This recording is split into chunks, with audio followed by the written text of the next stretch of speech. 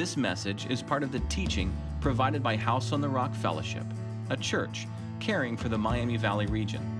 Before you listen, be sure to access the notes in the download section of the message page. Have a Bible ready. Thank you for being our guest. I had the privilege of being in the room when all of my sons were born. My wife, she was also there, which I thought was convenient. It was a magical moment, a crazy moment, lights and sounds and kinds of moment, an immersive experience. I remember specifically, this was Lucas, who was my firstborn. He's right before he's about to be born. My mother-in-law, she was also there, and she grabs hold of my arm and says, "Are you ready?" I'm like, "No, not at all, not at all." And he's born, and do that part. Wasn't ready for that. And then the attendant took Lucas and put him on this incubator, bread warmer kind of platform. And she's beginning to, clean out his ears, put salve in his eyes, and clean out his nose, his mouth. She says, "Dad, come on over." I'm like, it's getting real now. This is the thing, right? He said, "Here, put your hand right here on his little chest." His chest going up and down. You can feel the heart just going crazy, up and down, up and down. She's wiping him down, and she's wiping him. They're attending to my wife, and they're taking care of her. And I'm here, and I'm looking at this little California raisin, and I'm just, my hands, and there was this magical moment where his eyes and my eyes kind of met, and he pees on me, and I realized in that moment that something from, and he's the one who's playing bass today. That's the only time he's ever done that. But I realized in that moment, something from the outside of my life had come into my life and had completely changed my life. And there's not too many times that happens in such an abrupt, great, huge, tremendous way. Something from outside of my experience in my life had now been thrust into my life. And it completely changed my life. All the feelings and emotions and thoughts. And is there a word for that? Is there a word for that place? That sacred space? It seems like no matter what word you pick, it fails. And you've had those experiences and other experiences like that, where something has been thrust upon you, and it changes you and it alters you, and your life is now different. And you're walking in this space now. Is there a word for that?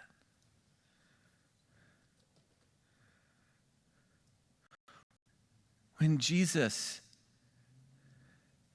bursts in and is birthed in to our awareness, our reality, our understanding of the world around us. When Jesus comes in and all that he is, and this holy other from the outside of my life comes into my life and completely changes my life. What do you call that space? I think we need to understand that, and the Bible does speak to it. But we need to be able to speak about it correctly, because we have a habit. All faith streams have a habit. And American Christianity in general has a greater habit of putting ourselves in the center of faith. I got saved. I found Jesus. But the Bible would attest to the fact that who's in the center? I am not in the center. Am I a part of? I'm a part of it, but I am not the center of it. But to have a way of talking about this sacred space, this life-altering, changing, yielding, awe-inspiring, silence-saturated place is what I want to lead us in today. I want to talk about something that there aren't any words for. I want to try to put some shape to something that the Bible says you're going to fail. But it's a means by which we participate in what we call the Christian life. Last week, we began a series in the book of Proverbs. I brought to our attention the fact that we know where we are, but Jesus seems to offer us something abundant, something that's wholly other, overflowing, uncommon. And we can oftentimes live in the tension of where I am and the life that Jesus offers and visions for me. And how do I get from here to here? Well, that's a huge space. And the way the book of Proverbs articulates this way of wisdom is a life of discipline and discerning and following that leads to the flourishing life. You can take other paths, can't you? Certainly, you can take other paths, but they do not lead to the flourishing life that God offers and God gives. They lead to a failed life. And then I introduced last week where we would start this week. Step one. So if you have a Bible, or maybe you're using these Proverbs journals that we have out front, and that's what I'm going to be speaking from today. So I just want to show you how you can kind of use it and then incorporate it on your journey. It says in Proverbs 1:7, the fear of the Lord is the beginning of knowledge. Fools despise wisdom and instruction. This is the first step. This is what I want to drill down on this morning. What is it, this fear of the Lord, this first pavement, this first location that moves me down the path of wisdom and the life of flourishing? This is the best way, the biblical way of understanding living responsibly and appropriately before God. And so Proverbs chapter 2 is going to take us on this journey together. So if you're using one of these, or we're going to be starting on page 10 in your journal, you can follow along up on the screen. Ryan will move you through, or maybe you brought your copy of the Bible. There's also copies in the seats in front of you. But what I'm going to do is I'm going to read through Proverbs chapter 2 to help us get into this first step. I'm going to read through it once, then I'm going to go through and help us chunk it a little bit, because it can be a little long and kind of hard to swallow all at once. And then I'm going to read through it a second time, and we'll work through it together. So Proverbs chapter 2, if you're following along online or you're here, page 10 in these little blue books. Let me read for you. My son, if you receive my words and treasure up my commandments with you, making your ear attentive to wisdom and inclining your heart to understanding. Yes, if you call out for insight and raise your voice for understanding, if you seek it like silver and search for it as hidden treasures, then you will understand the fear of the Lord and find the knowledge of God. For the Lord gives wisdom, and from his mouth comes knowledge and understanding. He stores up wisdom for the upright. He's a shield to those who walk in integrity, guarding the paths of justice, watching over the way of his saints. Then you will understand righteousness and justice and equity, every good path. For wisdom will come into your heart. Knowledge will be pleasant to your soul. Discretion will watch over you. Understanding will guard you, delivering you from the evil way, from men of perverted speech, who forsake the paths of uprightness to walk in the ways of darkness, who rejoice in doing evil and delight in the perverseness of evil. Men whose paths are crooked, who's devious in their ways. So you'll be delivered from the forbidden woman, from the adulteress with her smooth words, who forsakes the companion of her youth and forgets the covenant of her God. For her house sinks down to death, and her paths to the departed. None who go to her come back, nor do they regain the paths of life. So you will walk in the way of the good and keep to the paths of the righteous. For the upright will inhabit the land, and those with integrity will remain in it. But the wicked will be cut off from the land, and the treacherous will be rooted out of it. Some say that chapter 2, the second message in this long section, serves as a summary in many ways of what the book of Proverbs wants to do for all of us. So to help me understand it, I kind of went through and says, hey, let me understand, let me see it in chunks.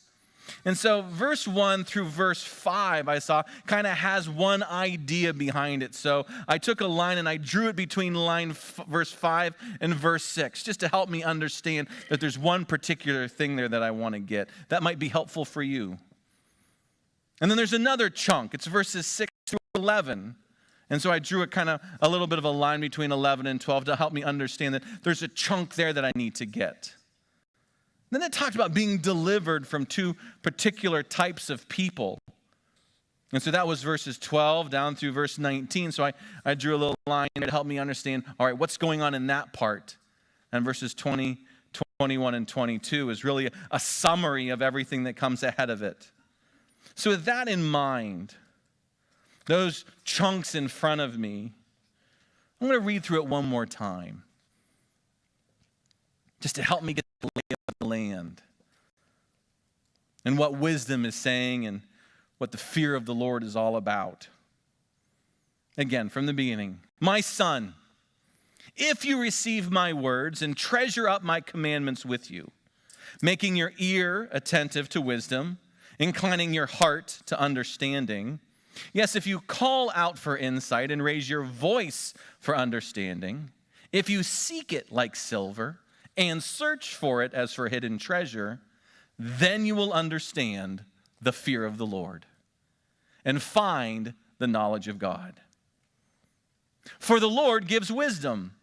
From his mouth comes knowledge and understanding. He stores up sound wisdom for the upright. He's a shield to those who walk in integrity, guarding the paths of justice and watching over the way of his saints. Then you'll understand righteousness and justice and equity, every good path. For wisdom will come into your heart, and knowledge will be pleasant to your soul. Discretion will watch over you, and understanding will guard you, delivering you from the way of evil, from men of perverted speech who forsake the paths of uprightness, to walk in the ways of darkness, who rejoice in doing evil and delight in the perverseness of evil, men whose paths are crooked and who are devious in their ways. So you'll be delivered from the forbidden woman, from the adulteress with her smooth words, who forsakes the companion of her youth and forgets the covenant of her God. For her house sinks down to death, and her paths to the departed. None who go to her come back, nor do they regain the paths of life. So you'll walk in the way of the good and keep to the paths of the righteous. For the upright will inhabit the land, and those with integrity will remain in it. But the wicked will be cut off from the land, and the treacherous will be rooted out of it. There's a lot there. There's a lot of content. We covered a lot of real estate. So in your notes, what I did off to the side was I kind of listed some key words that might help us in understanding all that this message has to offer. And so you might want to have that nearby, because I think there's different parts of this message in chapter 2 that zero in on these key words. Where do we start? Where do you start? I think we need to start in verse 6. Because verse 6 says this: for the Lord. For means what comes before. And so it comes before everything that was ahead of it. For the Lord. It starts with who and what God is. And so next to that, I put revelation. I wrote down revelation next to verse 6, and maybe that'll be helpful for you as you're taking notes with us this morning. This is, after all, the fear of the Lord. Moses sees a burning bush up on the mountain, and he goes up to it. Why? Because God first reveals himself to Moses.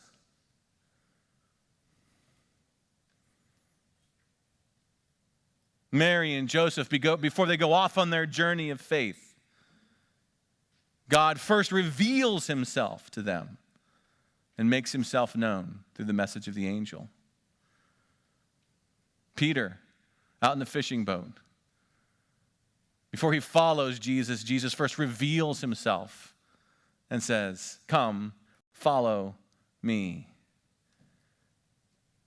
It starts with God. The good path always starts with God.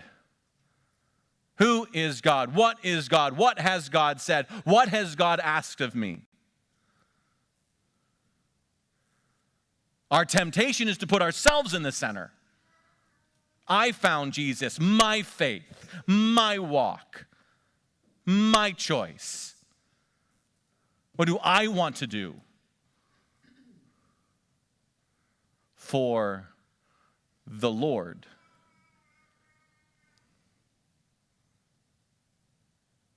You are here because he has revealed himself to you. He has made himself known to you.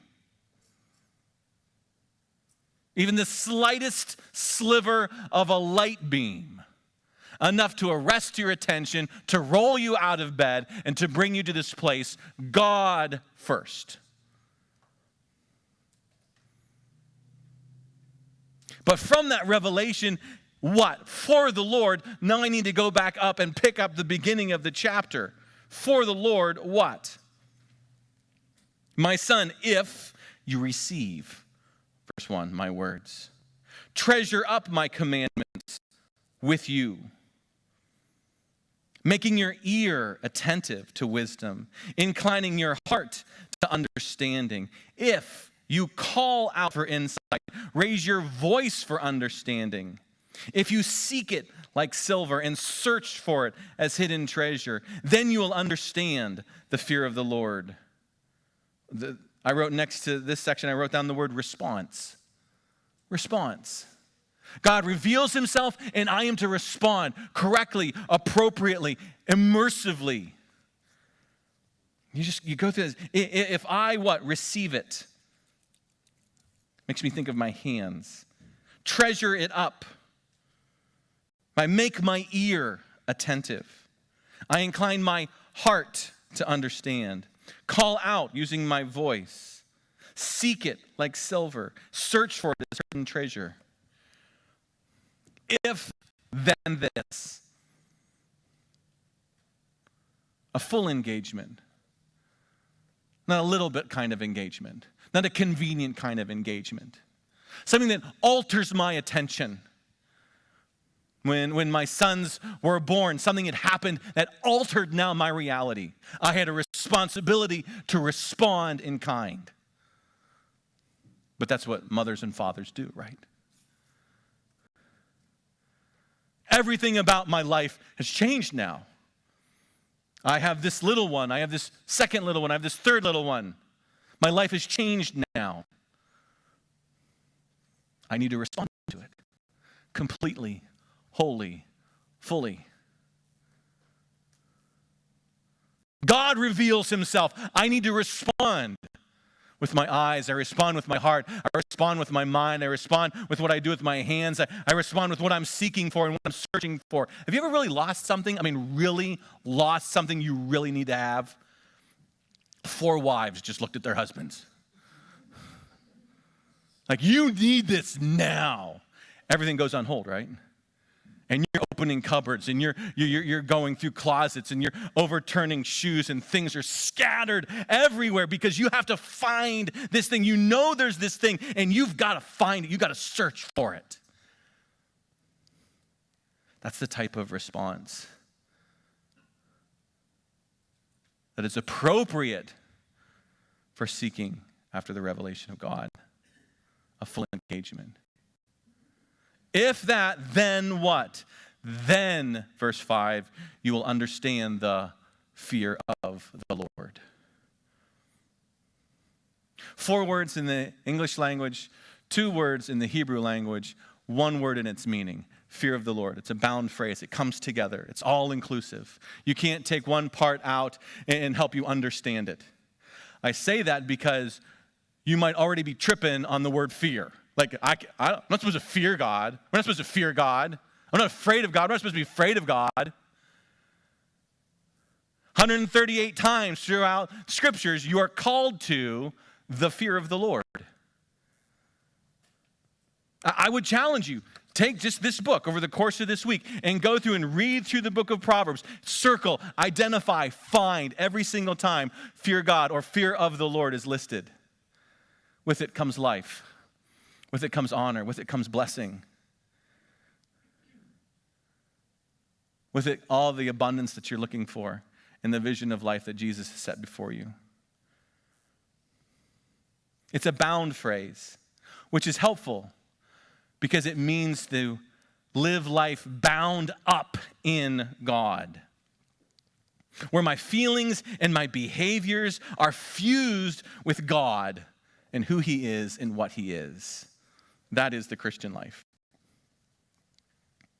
I now live differently. I'm consumed by the reality of God and what Christ has done.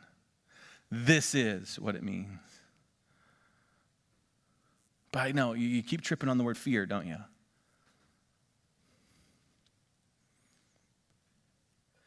The fear of the Lord, as Eugene Peterson says it, is fear with the scary part taken away. The fear of the Lord is fear with the scary part taken away.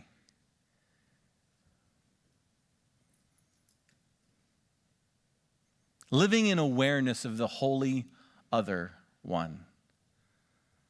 In his book, a book I would encourage everyone to get, this is Eugene Peterson's text, Christ Plays in 10,000 Places. I want to read just a little bit for you, because he says it better than anybody. Fear of the Lord. It's the best term we have to point to this way of life we cultivate as Christians. The Christian life consists mostly of what God, Father, Son, and Holy Spirit, is and does. We also are part of it, not the largest part, but we're still part. A world has been opened up to us by revelation, in which we find ourselves walking on holy ground and living in sacred time. The moment we realize this, we feel shy and cautious. We slow down. We look around, eyes, ears alert. Like lost children happening on a clearing in the woods and finding elves and fairies singing and dancing in a circle around a prancing 2-foot-high unicorn. We stop in awed silence to accommodate to this wonderful but unguessed at revelation. But for us, it isn't a unicorn. It isn't elves. It's Sinai. It's Tabor. It's Golgotha. Those are the mountains where God reveals himself.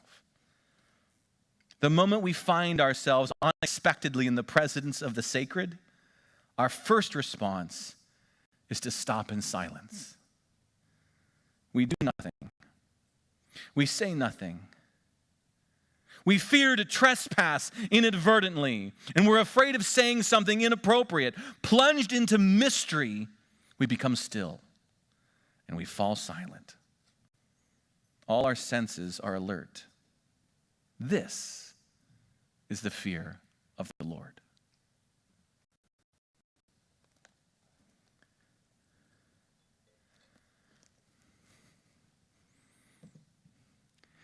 it calls for a thinking about what you're thinking about.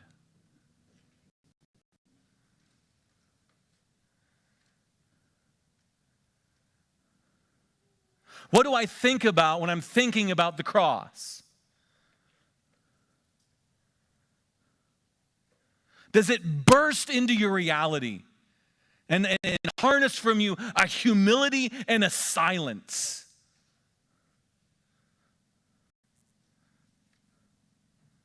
Cognitively, the wheels are spinning. All right, let me get this straight. God has come down and bore upon himself all that is evil and wrong and unjust and all that is violent humanity, corporately and individually, and then bound himself in love to call upon me and invite me into this life. I mean, I was freaking out when Lucas was born, right? Now all of a sudden the cross bursts into my reality.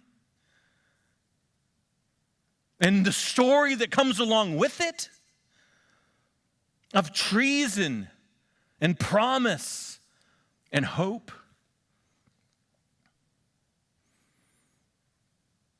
The just response would then be,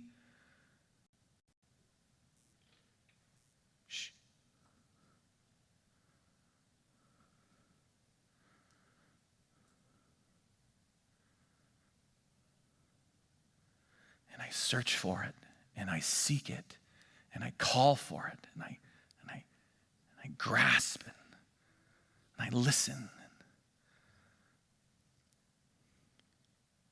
It's the revelation that leads to this response. This way of life, living in light of all that is. And you're right, there is no word for it. It's futile. But the Bible says, let's do this. Fear of the Lord. The Lord, the big part, and his revelation, and my fear, this awe-filled, mysterious, tremendous, wondering at all that he is. This is the beginning of the wise life. The life of breathing God. It's the best phrase that I've bumped into, of breathing in God. I'm breathing all the time, am I not? It's the hallmark of life, yes, breathing. And my hand on Lucas's chest when he was born, breathing. I walked in the door, I was breathing. I sit down to lunch, breathing. Go to work, breathing. Wake up in the morning, breathing. It defines and saturates all that I am. The reception in. To walk in wisdom, to walk in the fear of the Lord, as now all of that is done with the awareness of God's presence. I'm breathing in God. I walk in the building, I'm breathing in God. I sit at lunch, I'm breathing in God. I'm talking to a friend, I'm breathing in God, mindfully, aware, cognitively, in awe of who and what God is and what he has done. I'm searching and I'm seeking and I'm finding him. As the book says, dancing in 10,000 places.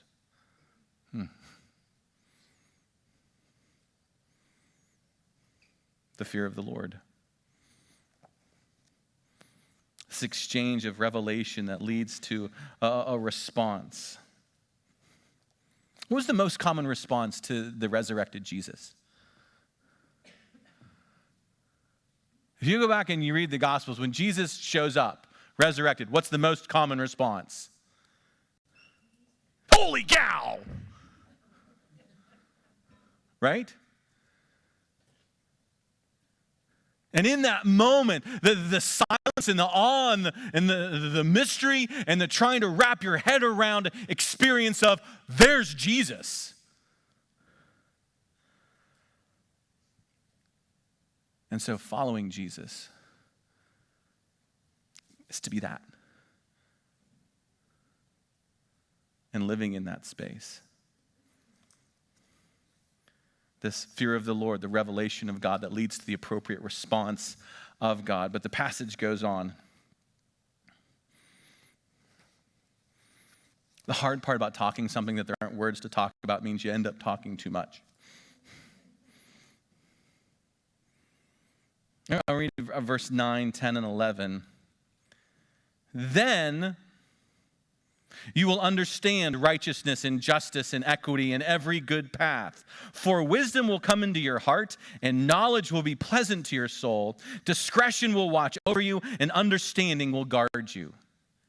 So I have a revelation, leads to a response. Here's the result. So next to this part, I wrote down the word results. This is what happens when I walk in fear of the Lord. The first result is wisdom. I receive wisdom. The Lord gives wisdom. Then you will understand righteousness, justice, equity. Those three go together. Every good path. Remember last week I talked about this trinity of phrases, righteousness, justice, and equity. When those three words come together, it's the Bible's way of saying this is reality when everything is whole underneath the rule of God. When things are the way that they're supposed to be, you experience righteousness, justice, equity. It's me living within my part within the greater whole. But he also says, every good path. Man, that phrase, it just tripped me up all week. Every good path. Yeah. My sons, teenagers, we're moving into another level of adulthood reality where we're starting to pick paths. I go down this path. Do I go down the college path? Do I go down the artisan path? Do I go down this path or this path? And it can be, that's overwhelming, right? And I put my hand on my son's shoulder and says, hey, there are good paths. He will lead you down good paths.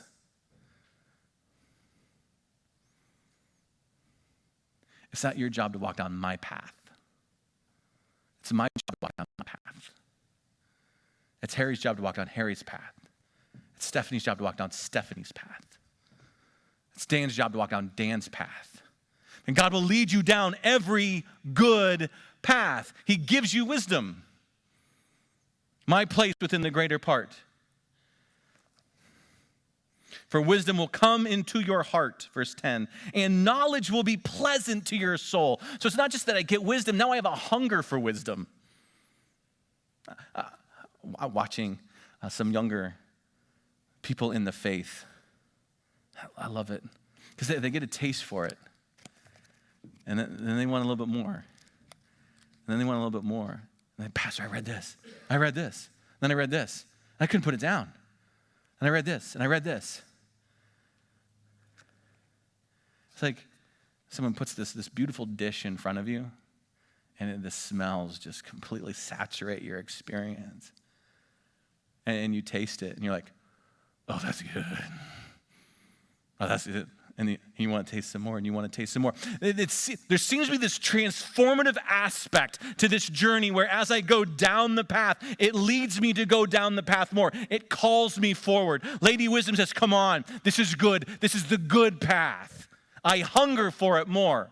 So underneath the results, I put down wisdom, and then I put down hunger. I hunger for more wisdom. And then rescue. He rescues me. Discretion watches over. Understanding guards you. Rescues in two specific ways. Rescue generally, but also rescue particularly. As he says in verse 12, delivering you from the evil way. And then in verse 16, you'll be delivered from the forbidden woman. This was written, audience-wise, from a father to a son. So there are particular temptations that a young man's going to bump into. And the father says, hey, watch out for the forbidden woman, the strange woman. She will call you. She will invite you. She will tempt you. Now, some of you are like, that's not very tempting to me. No, but there are things that are tempting to you, aren't there? There are things that are alluring to you, aren't there? There are things that whisper and beckon and call, and they are subtle and they are sweet. But wisdom has this transformative aspect of helping me discern my path amongst the whole and hearing the voice of God amongst all the other voices. And these voices are going to come back throughout the book of Proverbs. And again and again and again, the Father will say, watch out for that voice, and watch out for that voice, and watch out for that voice. And I have found in my experience of just walking alongside of my sons, just knowing the language of that there are voices that call and tempt and lure is very empowering in their own victory and walking with Christ. The revelation that leads to a response that has a result, culminating in what? A promise. Verses 20, 21, and 22. I wrote down the word promise because this is what it says. For the upright will inhabit the land, and those with integrity will remain in it. But the wicked will be cut off from the land, and the treacherous will be rooted out of it. Sounds a lot like Psalm 1 in the background. This was probably written after exile, meaning after Israel had lost the land. They'd lost the promise because of disobedience and not following, because of not of walking in the fear of the Lord.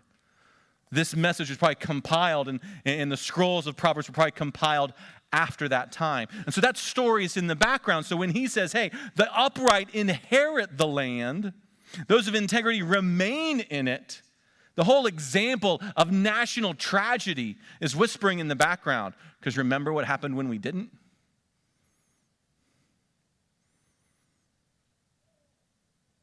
But to those who walk in the fear of the Lord, there's the land of promise.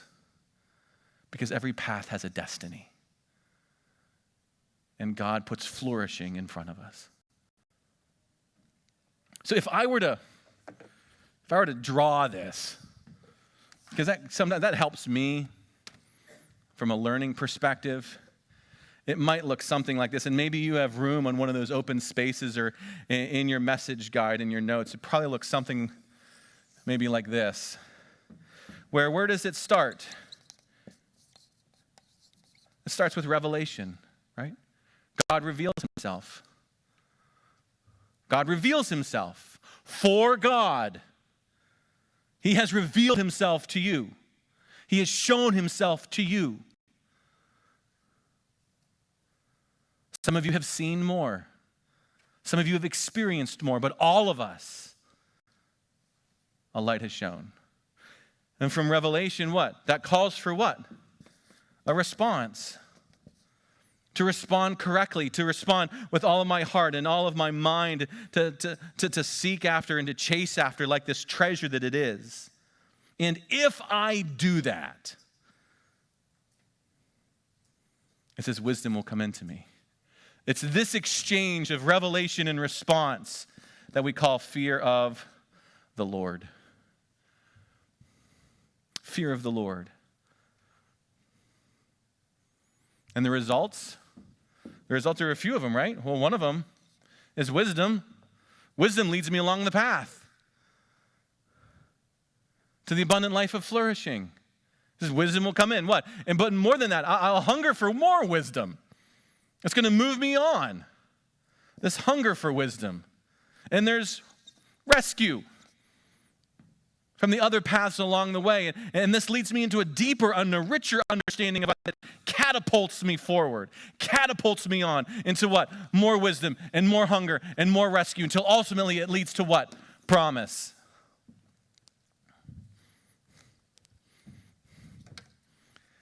For some of you, this is what you're looking for. Because you're stuck. You feel stuck. I know, because you write me notes. You say, Pastor, I feel stuck. I feel stuck. 7 o'clock, 8 o'clock at night, we watch Wipeout. You guys remember that show, Wipeout? It's an old show. Probably. Some of you are like, yeah, right? What's it about? It's great. It's awesome. It's just people wiping out. They go through these obstacle horses, and they literally get knocked off their tail into the water, and they try to get from A to B, and they're getting punched, and they're getting whacked around, and they're getting bouncing on these giant red balls trying to get from here to there, and it's hilarious. I love it. It makes me feel good. No matter what happens in my day, we watch Wipeout, I feel better. I'm that shallow of a person. That's all. These people trying to get through this obstacle course. That's all. And it culminates, if you've never watched it, in this final obstacle course. And it's at night, and there's lights, and there's smoke, and there's fire, and these 3-4 people have to get through this course as fast as possible, and whoever gets through it the fastest wins $10,000. But it always starts with this catapult. They're literally catapulted into the arena. They are launched from, 20, 30 feet in the air, whether it's a cannon or a chair that slides out, and they're just, and I am laughing because I love it. As they go upon this journey, this path that's ahead to them that leads to promise. But it starts with being launched forward. I believe for you. If you feel stuck, press into fear of the Lord. And it will launch you into a faith that there just aren't words for it.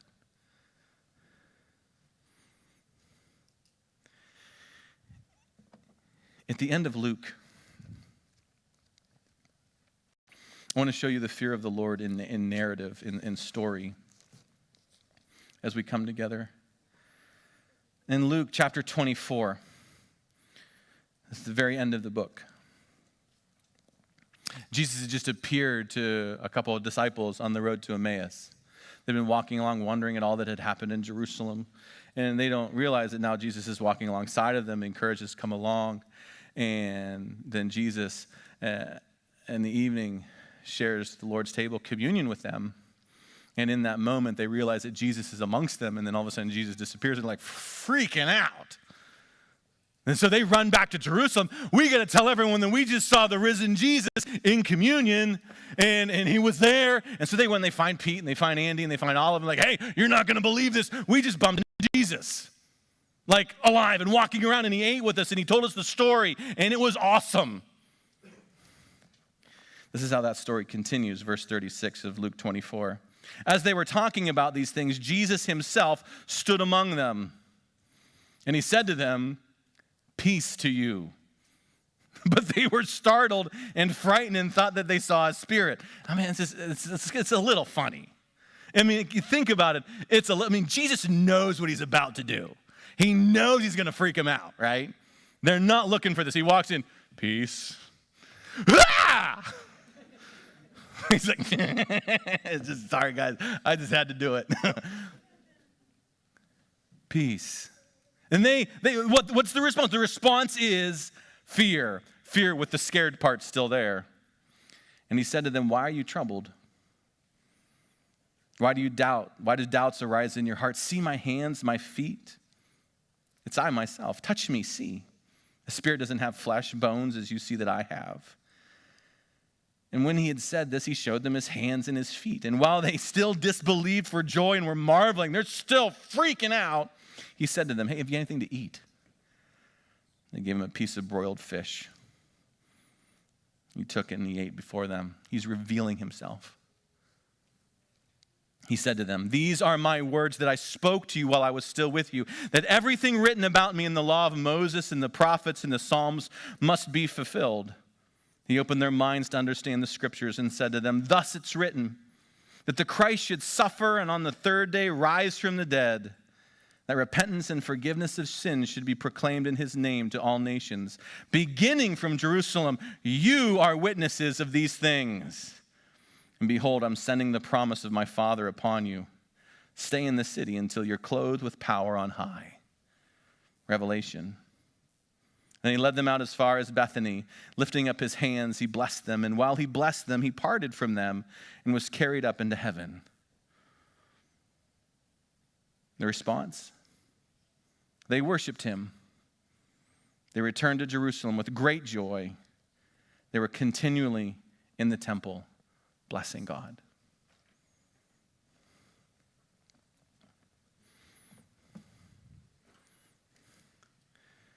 letting the gospel completely amaze us, meditating on, thinking on, seeking on, chasing after the gospel, and letting it lead us to a place of silence and awe, a place of searching, and letting the wisdom of God come into us and guide us and give us a hunger. Taste and see that the Lord is good.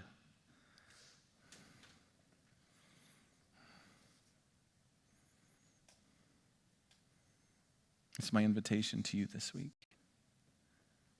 Artists, would you come up and help us do this? And as they're coming up, I want to read again this passage that I had Jason read. And would you stand, please?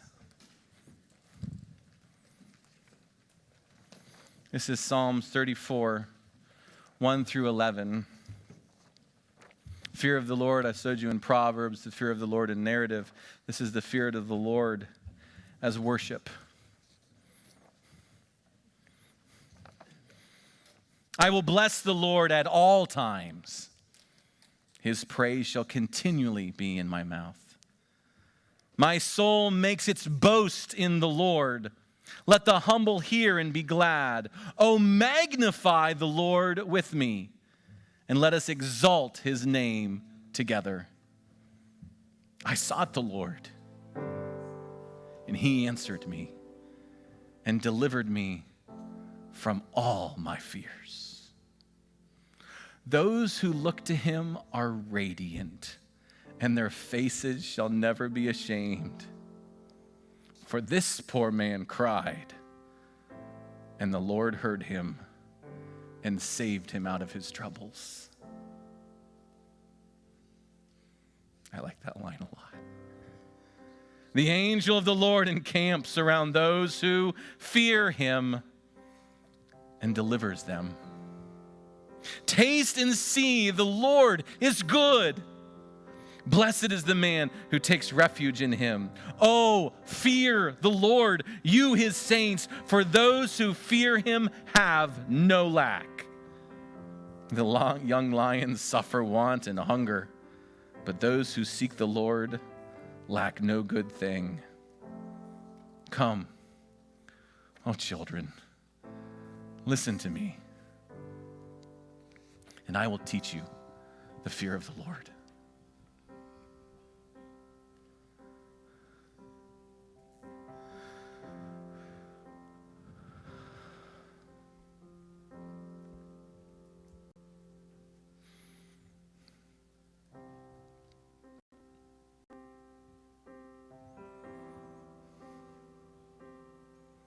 I will bless the Lord all of my days.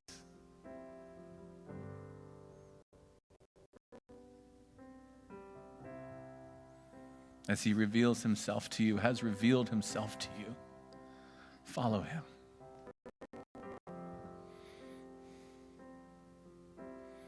Jesus says, come, my children.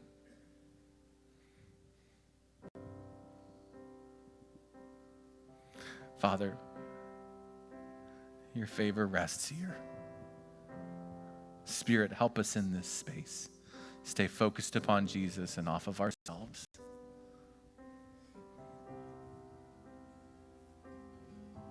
No matter what path we've been down, no matter what path we're on now, today, this moment, we decide. We follow you. Thank you for sharing your time with us, and we'd love for the journey to continue. If you're a guest, would you consider reaching out to us? We would love to come alongside and encourage you in any way that we can. If you're someone who's joined us today and you are desperately reaching to find hope wherever you can, again, Jesus came that we would find hope. You can find hope today.